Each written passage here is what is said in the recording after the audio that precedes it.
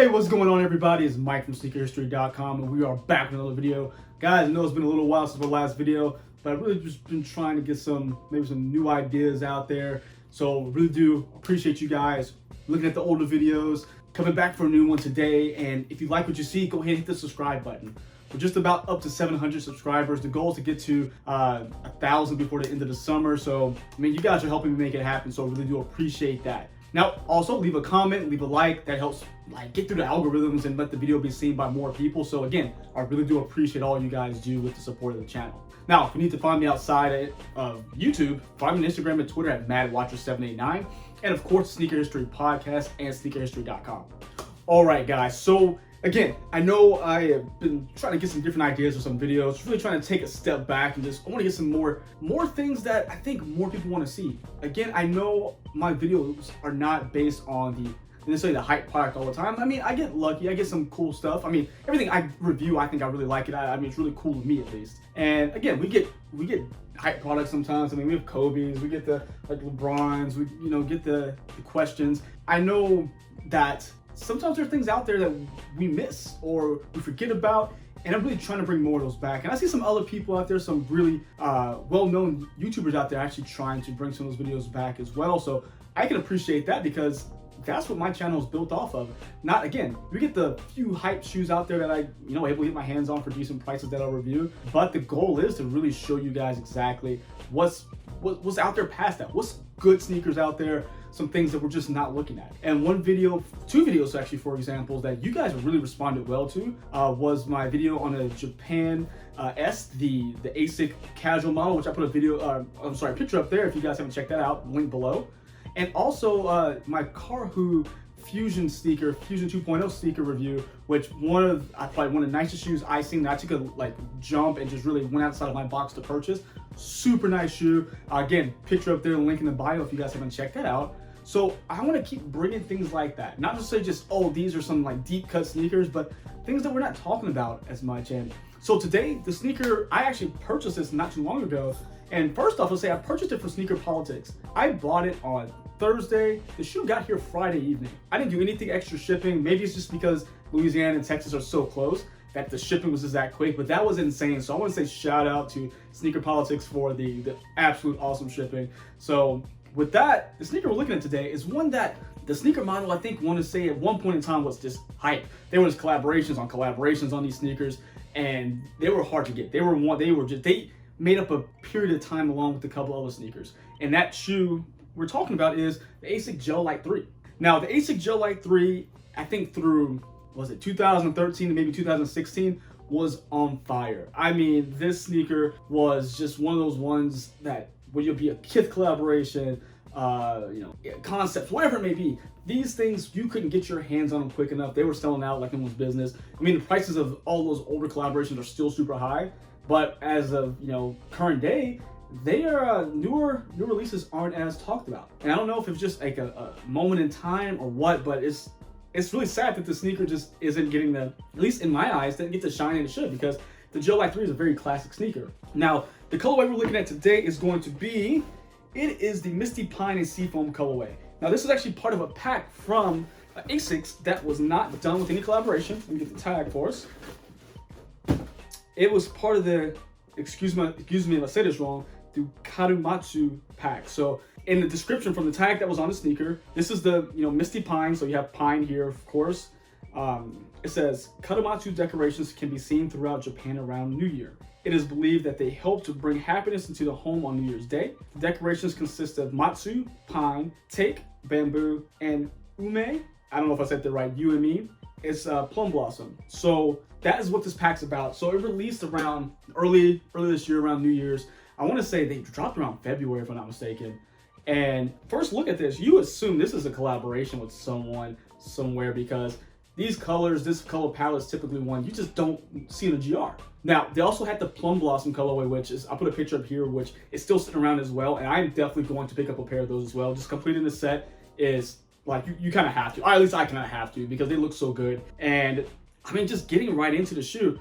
look at the color. I mean, again, the Misty Pine Seafoam. The Misty Pine is going to be the darker blue, if I'm not mistaken here, while that Seafoam is going to be the lighter that you're going to see on the ASICS stripes. Now, with that, you do have a little gray mixed in right here in the toe box, so there's a little bit of gray here. And what I really wanted to show, I mean, I'm not going to give a full breakdown of the ASICS Gel Lyte III. It's a classic runner, not much tech in it, but I really wanted to show that ASICS is doing a great job with Gel Lyte IIIs lately.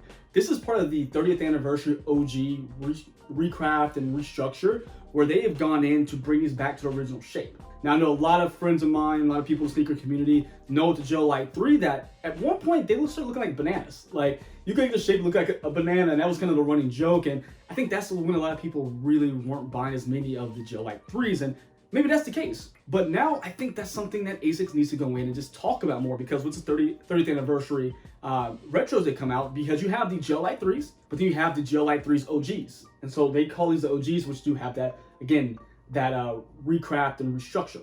So the toe box is not gonna have that weird up shape. Like, again, you see a banana, you think of the shape of those Gel Lyte IIIs for a period of time. Now, with the sneaker being $120, you heard me, $120, it has some of the nicer materials I've ever seen. Again, in that price range, there's things out there that have better materials, of course, when at higher price points. But if you look at this sneaker, we'll get close-ups, of course. Look at the suede. It's all suede, or nubuck. I'm thinking suede, though. But it's just all soft to the touch. You see how soft this is. You get the, you know, the back and forth, the strokes you make on the sneaker, you get the light and dark, so you get that across the shoe as well. I mean, I don't even understand how this sneaker's still sitting around. I mean, this one was quietly selling out for a while, and I kept finding the plum blossom, but then these restocked everywhere. Like, again, I got these for Sneaker Politics, but also I've seen on, I think, Livestock Canada, I want to say maybe Bodega, of course, the ASIC website as well. But I don't know if there was some marketing miscommunications with these, because when I was looking up some information on it, typically I'll just go to different websites. I want to see what the different write-ups the different places are doing. I went to Hypebeast. Hypebeast had these, told the story that we saw on the tag, but it was saying the price point was $200. This was not on sale. This was a MSRP of $120. And so I don't know if that made me turn people away because they thought they were too expensive, which that would have turned me away, honestly.